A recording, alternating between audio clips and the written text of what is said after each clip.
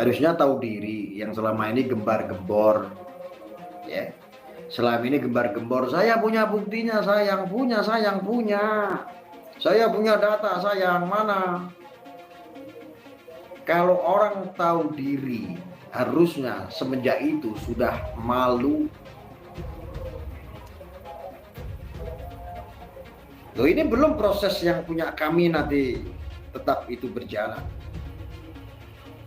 Lambat, cepat lambat pasti akan berdampak itu. Semenjak itu saya sudah ada respect. Artinya begini, pengikut-pengikutnya ini orang-orang yang sakit. Pengikut-pengikutnya ini orang-orang yang sudah sakit gitu. Walaupun Allah itu sudah ngasih tahu nih, ini orang ngawur gitu, ini orang membual, ini orang sudah berbohong, ini orang sudah menipu.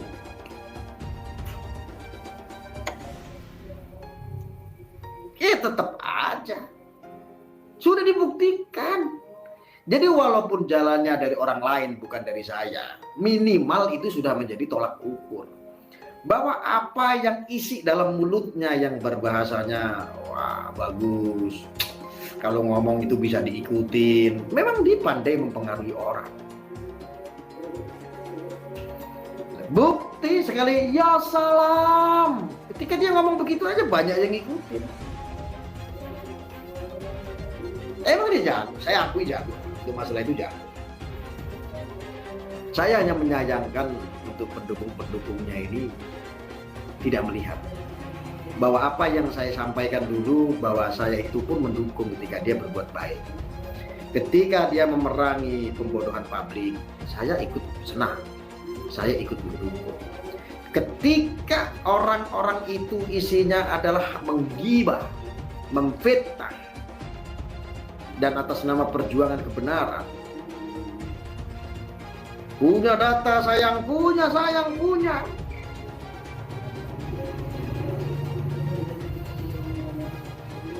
Pret, tolong bebaskan, tolong, ini masih ada bagus-bagusnya kok, abang ini bagus loh, ini memerangi yang namanya konten-konten perdobolan lah, inilah itulah, mohon sejahat-jahatnya bang, iya.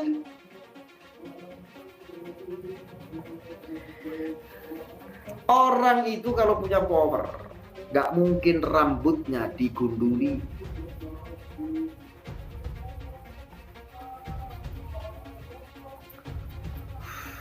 Kalau saya punya proses hukum sampai rambut digunduli, rambut ini jatuh nih ke tanah ini, sampai rambut jatuh ke tanah ini, pantangan saya, pantangan, rambut sampai digundul.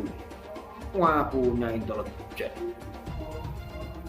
wah punya orang yang berpengaruh, wah punya, tanya istana sama saya, kamprut, lo mau orang istana kayak orang apa kayak, di mata saya tetap saya injek.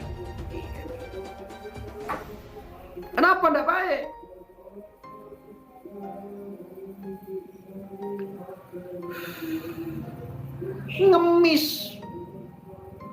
ngemis supaya dikasihani, supaya cabut perkara, inilah segala macam, atas nama agama, islah lah ini. Iya bagus sih, bagus, tapi ini akan dimanfaatkan bahasa islah, bahasa berdamai secara agama, secara Islam. Ini akan dimanfaatkan oleh orang-orang yang sok suci, yang gila pujian.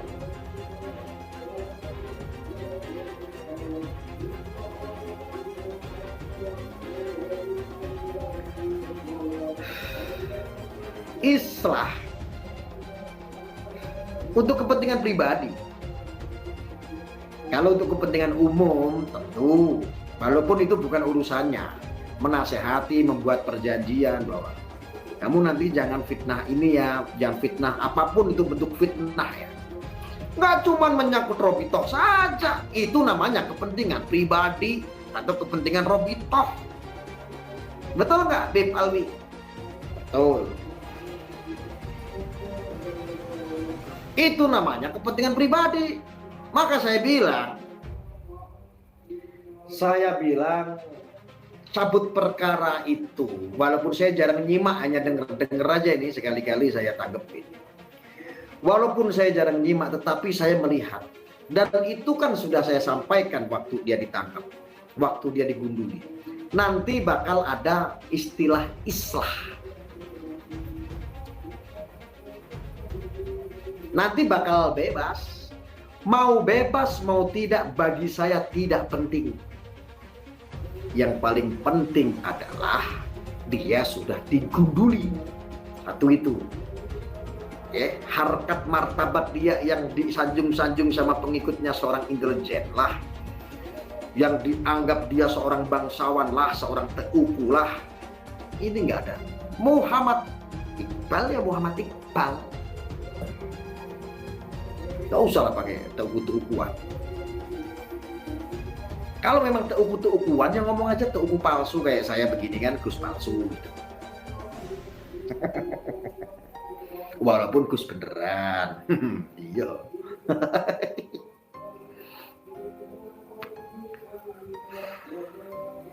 Ya.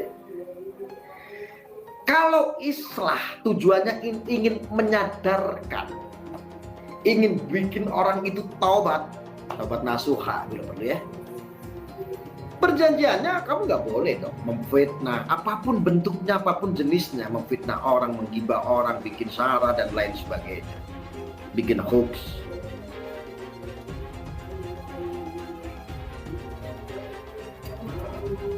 Pasti itu, kenapa tidak? Tidak seperti itu. Kepentingan pribadi.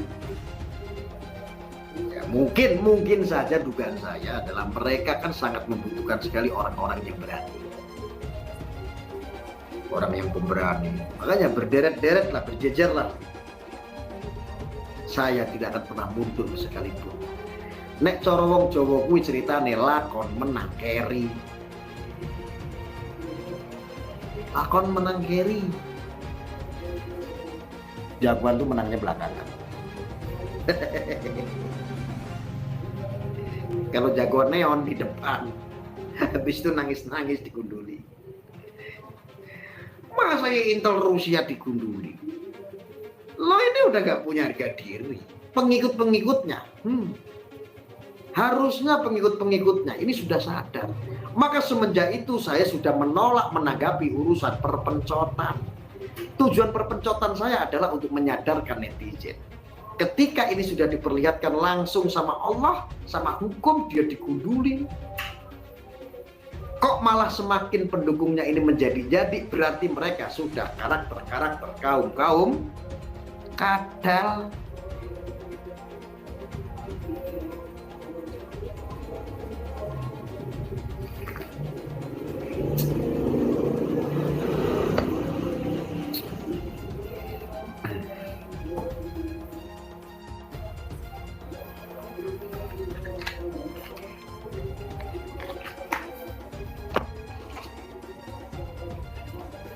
Harga diri di mana? Harga diri. Harga dirimu di mana?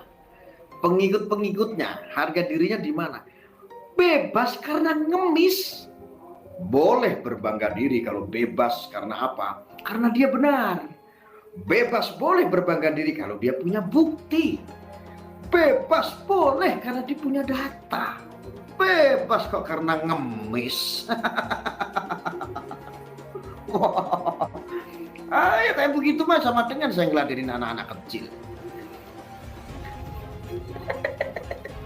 Orang-orang sudah nggak punya harga diri, berarti orang-orang sudah sakit jiwa, nggak usah diurusin.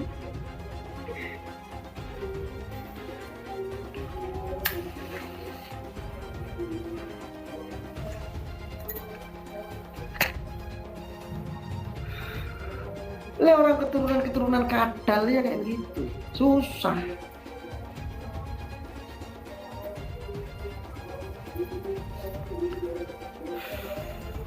Jangan bawa-bawa Aceh, jangan bawa-bawa Aceh.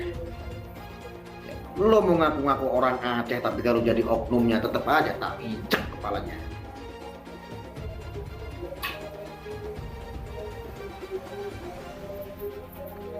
Gak ada urusan gue sama orang Aceh. Kalau sama oknumnya boleh. Ya. Gue gak ada urusan sama orang Aceh. Tapi kalau sama oknumnya boleh. Lo macem-macem tetap gue sikat. Tetapi untuk saat ini gue males. Karena apa? Semua sudah terbukti. Bebas bangga berpesta.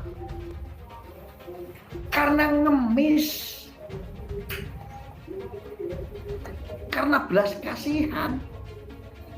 Ini muka taruh di mana sebagai seorang laki-laki?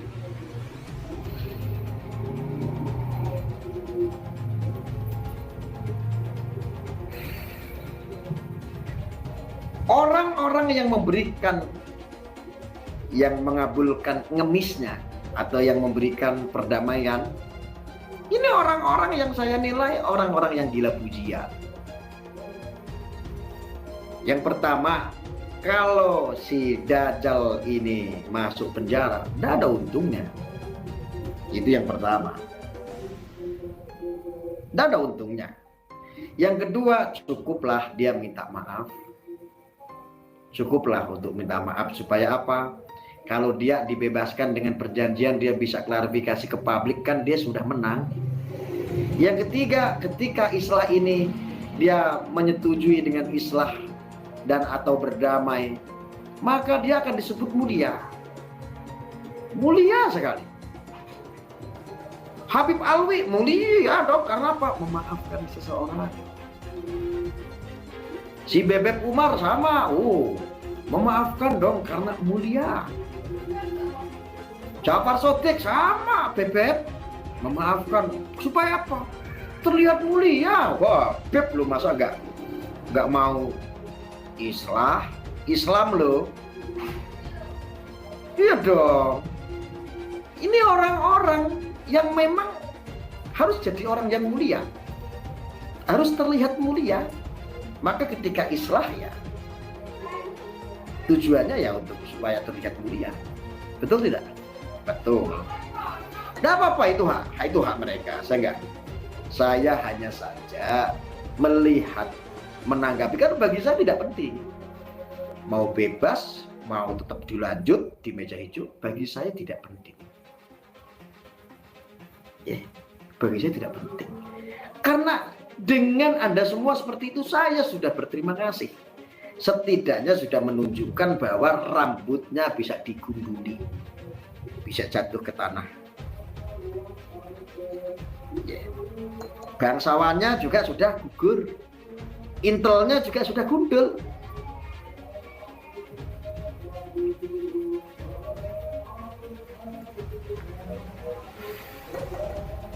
Ini orang pengasong-pengasong khilafah semua.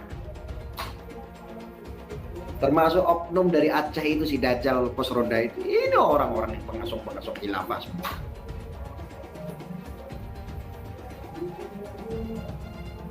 Bebas.